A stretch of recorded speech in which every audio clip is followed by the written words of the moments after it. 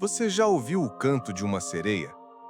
Se a resposta for sim, talvez você já esteja morto e ainda não percebeu. Nós fomos ensinados a sonhar com princesas do mar, com reinos mágicos e um amor rebelde sob as ondas. Uma fantasia que nos conforta com a beleza e o mistério dos oceanos. Mas isso é uma mentira. Uma canção de ninar cantada para nos fazer esquecer a verdadeira aterrorizante. E se a criatura original, a que deu início a tudo, não fosse uma princesa, mas um monstro alado e faminto? E se seu canto não fosse um convite ao amor, mas uma contagem regressiva para a sua morte? Hoje, esqueça a princesa. Esqueça a fantasia. Prepare-se para conhecer a verdadeira e assustadora origem das assassinas do mar. A imagem que todos temos na cabeça de uma mulher com cauda de peixe é o resultado de uma longa e confusa evolução. Para encontrar origem de verdade, precisamos viajar no tempo até a Grécia Antiga, e há um nome que ecoa perigo até hoje: Sirenes. E esqueça a cauda de peixe. As sirenes originais eram um híbrido de mulher e pássaro. Tinham o tronco e a cabeça de mulher, mas o corpo, as pernas e as asas de uma ave de rapina. Filhas do deus Rio Aquilou e de uma das musas, quase sempre Melpomene, a musa da tragédia, um detalhe que já te entrega a natureza delas. Existem várias versões de como ganharam essa forma, mas a mais famosa é uma história de falha e punição. As sirenes eram as companheiras de Perséfone, a deusa da primavera. Quando Hades a raptou para o submundo, suas servas não fizeram nada para impedir. Deméter, a mãe de Perséfone, em sua fúria, as amaldiçoou, transformando-as nesses monstros alados, condenadas a vagar, usando o único dom que lhes restou, a beleza de suas vozes, para um propósito terrível. O objetivo das sirenes não era encontrar o amor, era o seu último suspiro. Elas viviam em ilhas rochosas e traiçoeiras, como Antemoessa, e usavam seu canto para uma caçada cruel. Sua voz era uma melodia tão linda que enlouquecia os marinheiros. Porque o canto que promete tudo é o mesmo que te arranca tudo. Que verdade sobre o desejo humano se esconde nessa armadilha? Os homens perdiam o controle de seus navios, guiando-os cegamente contra as rochas. Os que sobreviviam ao naufrágio eram então devorados nas praias, que eram repletas de ossos. O termo canto da sereia, uma tentação perigosa, vem exatamente daí. O relato mais famoso vem da Odisseia de Homero. O herói Ulisses, avisado pela feiticeira Circe, teve um plano. Ordenou que sua tripulação tapasse os ouvidos com cera. Mas ele, curioso, queria ouvir o canto proibido e sobreviver.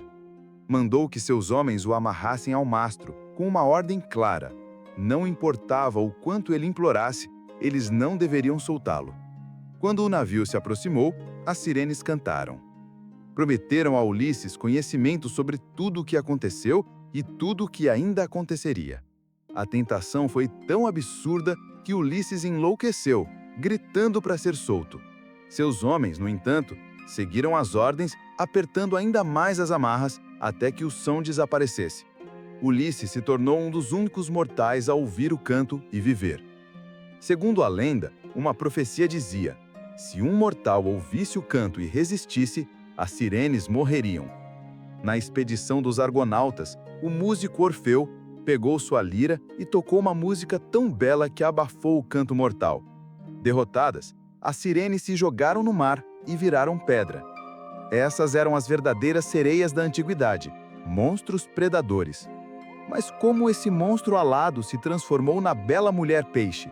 Para entender isso, precisamos olhar para outra cultura e outra lenda. A primeira criatura, metade mulher e metade peixe, que temos registro vem da antiga Assíria, por volta do ano 1000 a.C.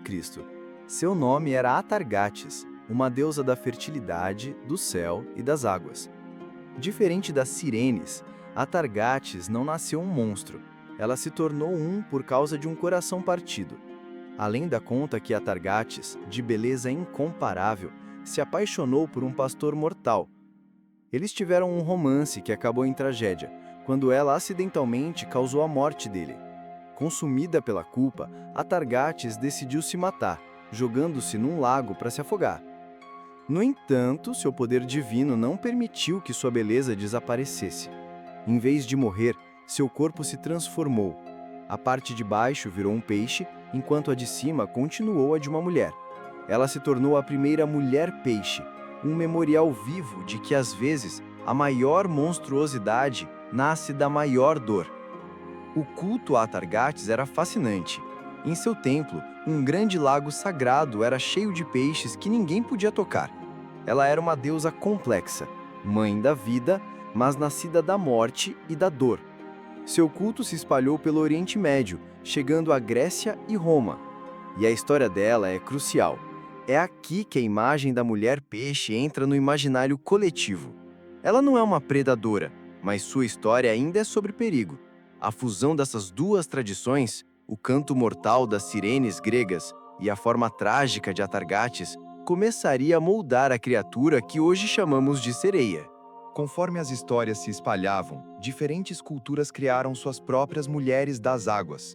E em quase nenhuma delas, a água trazia vida. Ela trazia vingança. No folclore eslavo, encontramos a Russalka. No século XIX, sua imagem ficou sombria.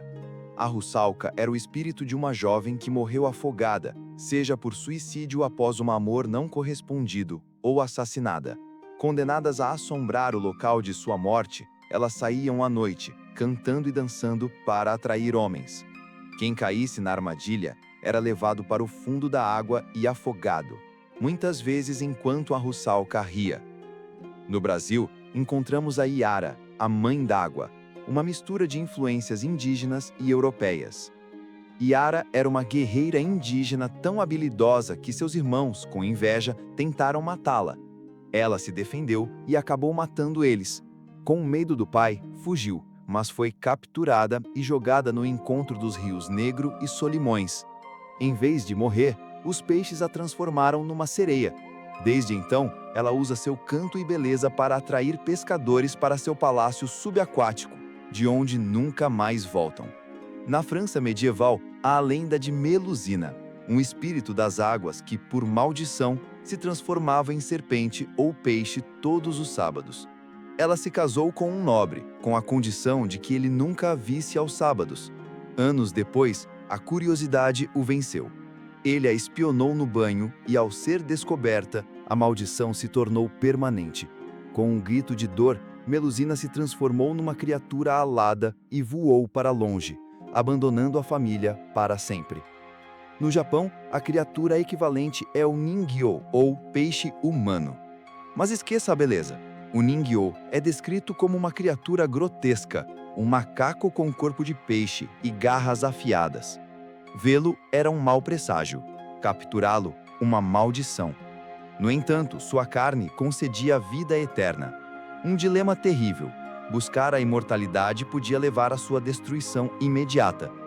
Culturas diferentes, águas distintas, mas a mesma verdade ecoando.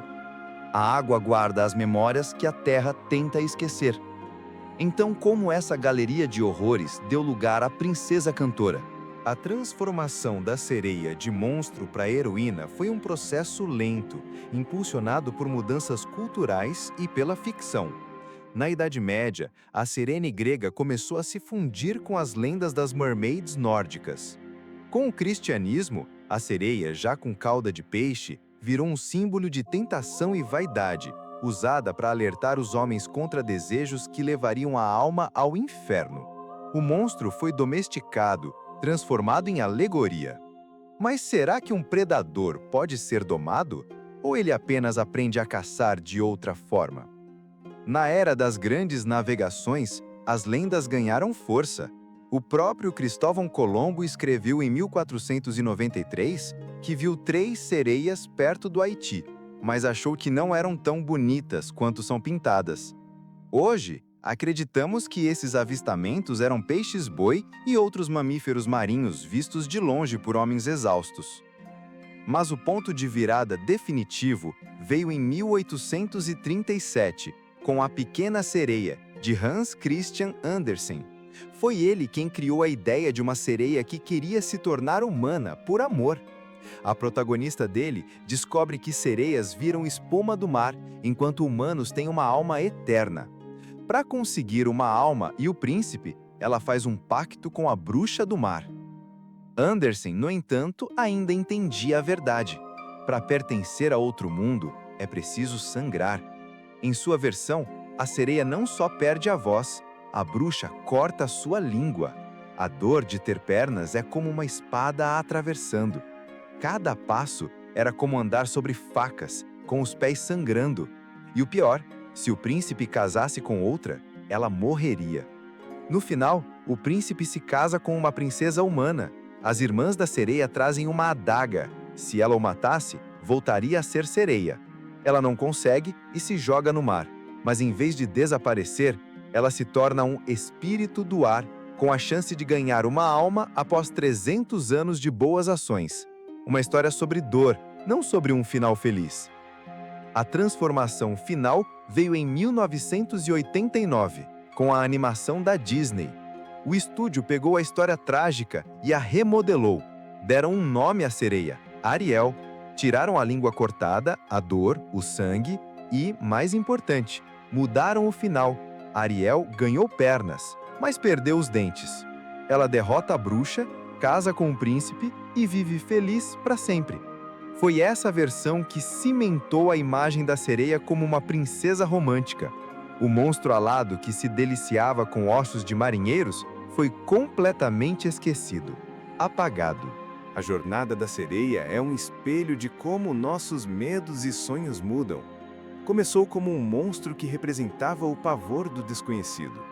Evoluiu para um símbolo de tentação, uma figura trágica e, finalmente, foi romantizada até virar a personagem que conhecemos. A assassina virou princesa. A predadora virou a amada. A voz que era uma arma mortal hoje canta canções de amor. Mas e você? Qual voz ecoa mais forte? A da princesa que sonha ou da predadora que espera? A resposta talvez revele mais sobre os seus próprios abismos do que sobre os dela. Se este mergulho na escuridão te arrepiou, deixe o seu like como uma oferenda às antigas deusas. Inscreva-se, mas cuidado com os cantos que ouvirá no nosso próximo encontro. Aqui no Mitoverso, as histórias que o tempo tentou afogar sempre voltam à tona.